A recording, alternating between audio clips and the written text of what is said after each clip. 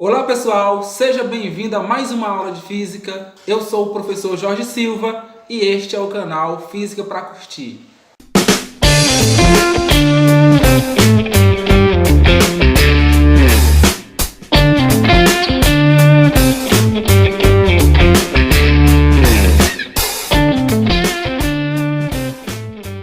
É isso aí pessoal, vamos dar continuidade à aula de cinemática e vamos, na prática, aplicar cada um dos conceitos vistos na aula 1. Então, se você ainda não assistiu à aula 1, eu vou deixar para vocês agora nos cards o link para que você possa voltar lá e assisti-la e depois dar continuidade a esta aula.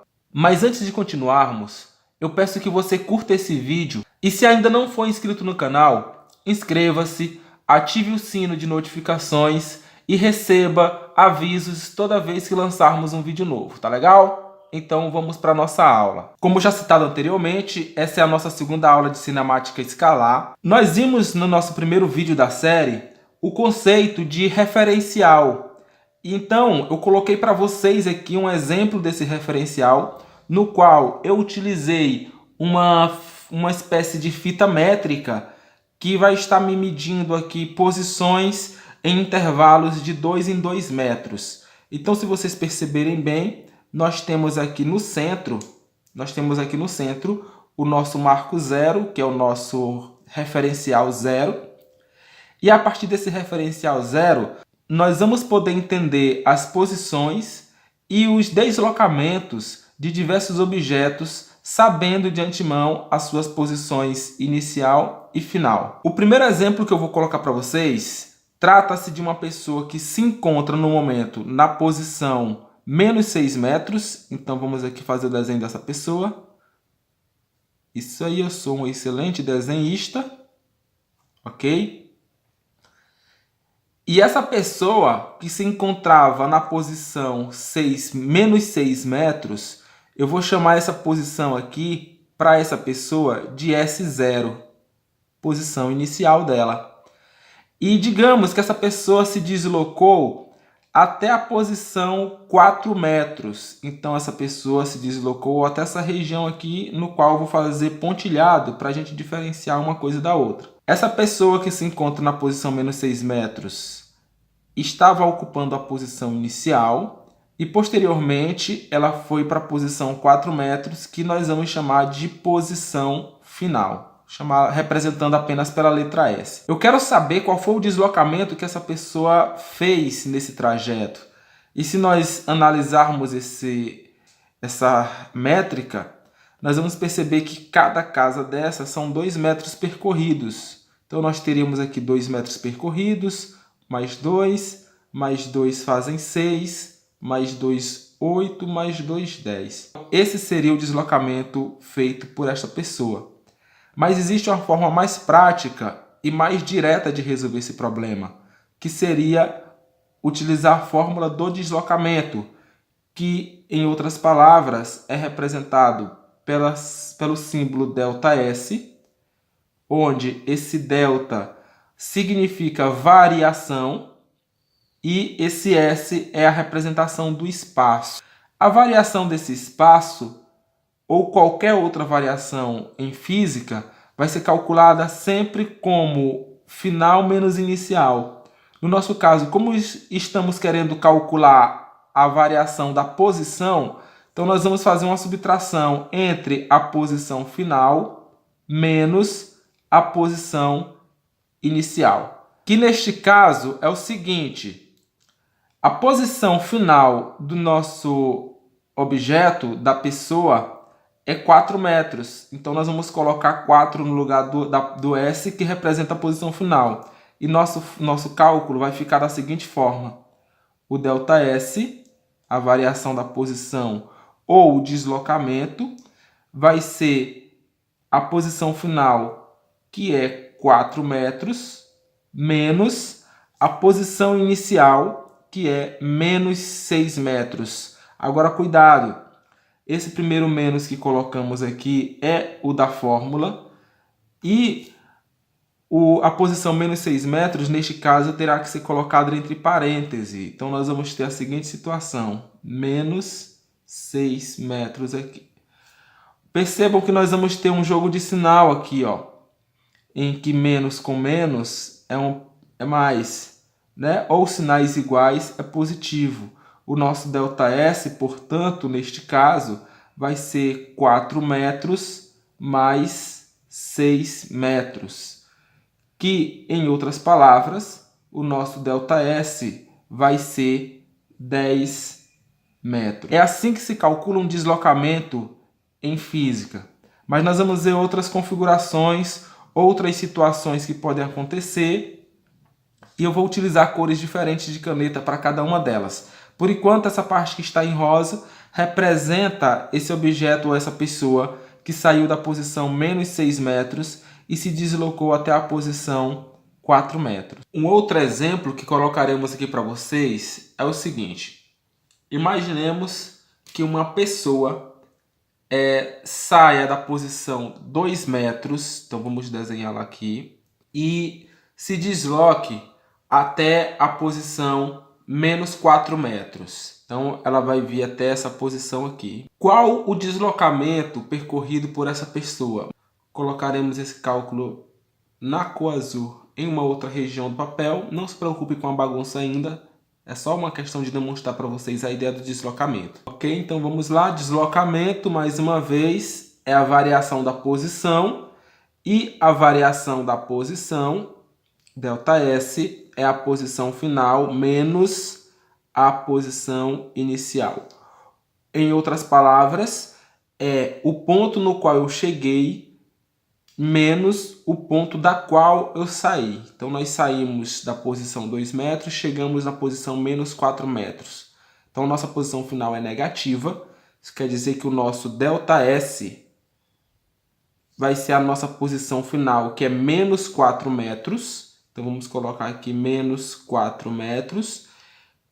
Eu posso colocar ou não entre parênteses, fica a critério de quem for fazer o cálculo. Eu preferencialmente não coloco nessas situações, a menos que tenha um sinal antecedendo o valor negativo, como foi o que aconteceu aqui, na posição menos 6 metros. Como tinha um sinal negativo antecedendo, eu coloquei entre parênteses. Nesse caso aqui não vejo necessidade.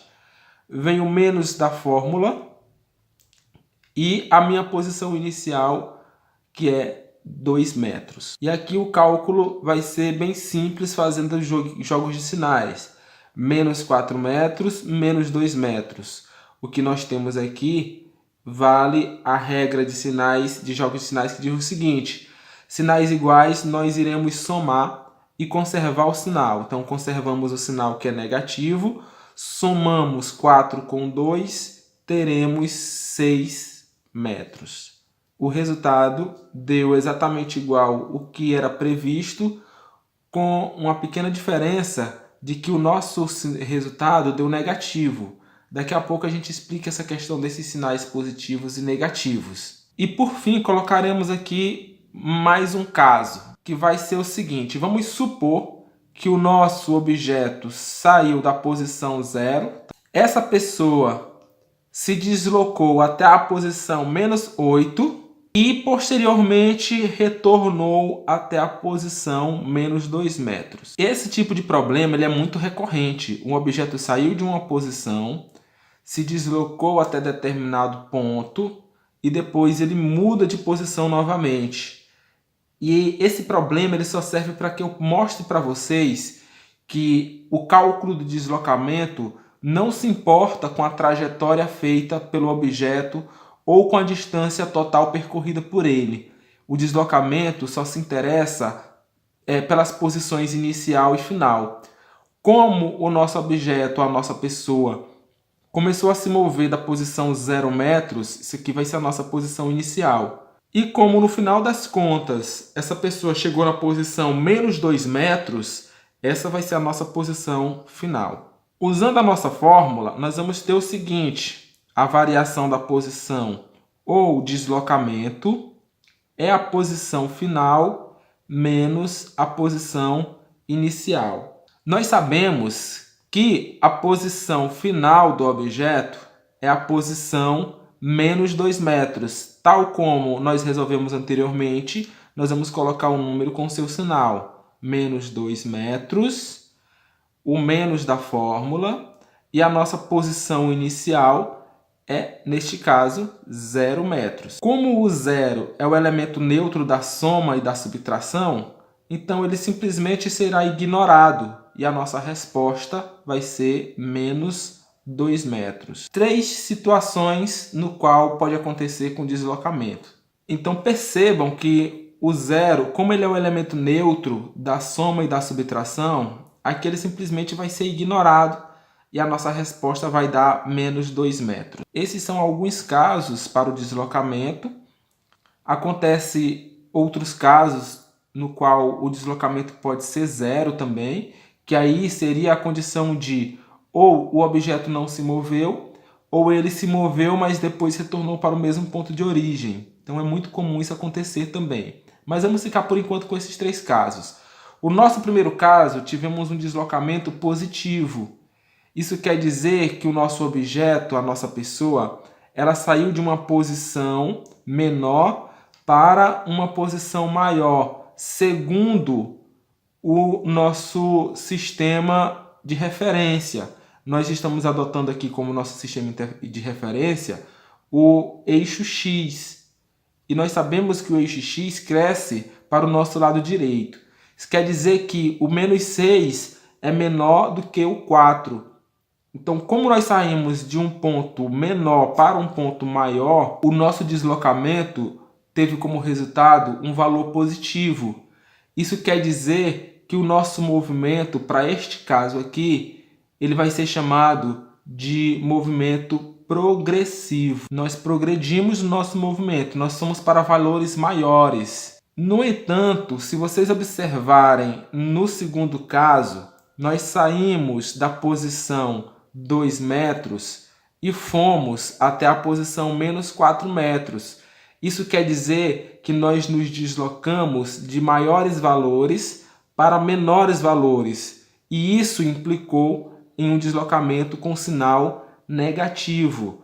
Quando isso acontece, o nosso movimento vai ser chamado de movimento retrógrado, pois nós saímos de valores maiores para valores menores. Neste nosso terceiro caso, observem que nós saímos de um valor maior para um valor menor a priori, o que caracterizaria um movimento retrógrado, porém, nós voltamos a nos deslocar de valor menor para valor maior, o que caracterizaria um movimento progressivo. Porém, quando nós olhamos o nosso resultado final, nós temos um valor negativo. Isso quer dizer que no final das contas, nós tivemos um movimento retrógrado, o que faz sentido, pois afinal o nosso deslocamento foi simplesmente da posição 0 para a posição menos 2. E sim, de fato, nós saímos de uma posição maior para uma posição menor. Eu estou discutindo esses valores dos deslocamentos com vocês porque eles serão cruciais no estudo da velocidade e eles terão fundamental importância quando chegarmos nesse assunto. Agradeço por terem chegado até aqui e espero vocês na nossa próxima aula.